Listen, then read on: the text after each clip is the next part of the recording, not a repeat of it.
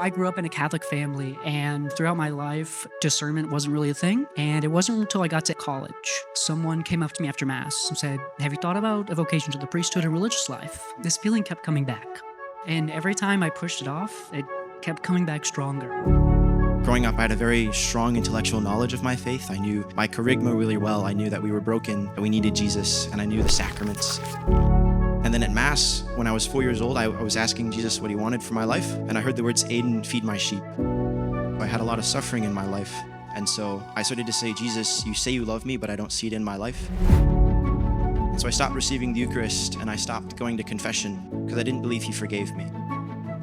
I graduated high school very young. I was 16 years old, and by the grace of God, I was accepted to study at Cornell University. I moved to New York by myself, ready to conquer the world, and guess what? The world conquered me instead. Quickly fell away from the faith. Fast forward to my junior year, now empty from living a life not worth living, the Lord decides to give me a St. Paul moment. He showed me how I was persecuting him, but most importantly, he reminded me that by our baptism, there's a role and a purpose that we have here on earth that no one else can fulfill. I grew up with the faith. It was special to me, but it wasn't yet personal to me. But this all changed during COVID. It was here in the silence that I heard the Lord speak to me, and I finally listened. I just said, this can't be it for my life. I keep waking up, which means maybe God does have more for me than this. I just felt this tiny voice inside of me said, "Aiden, you haven't gone to confession in a while." And so that Saturday I went to confession. From that moment, everything changed in my life.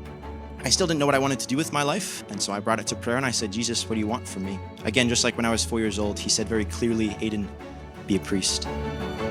And so I said, you know what, I'll only join the conventual Franciscans. I discerned with them, and thanks be to God, this year I will be starting postulancy in Chicago.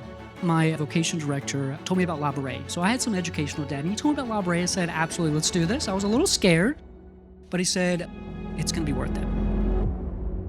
Laboré's great for a lot of reasons. One of the reasons is because it's formational. Every time they go out and they tell their vocation story, that helps you believe in what you're doing.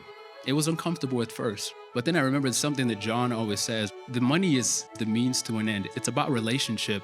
Our vocations are not meant to be lived alone. As a seminarian, I don't make it through formation alone. None of the priests in here are going to get to heaven alone. Dependence is not a weakness. It's actually how the gospel is lived.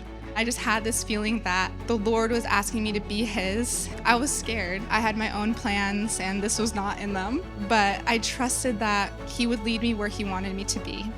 And so as a priest, I will get to be with Jesus in his suffering and the people who come to me with confession and enter their suffering and be with them and love them through the Eucharist and offer my entire life for them. It takes a village to raise a child. Well, it really does take a community to raise a vocation.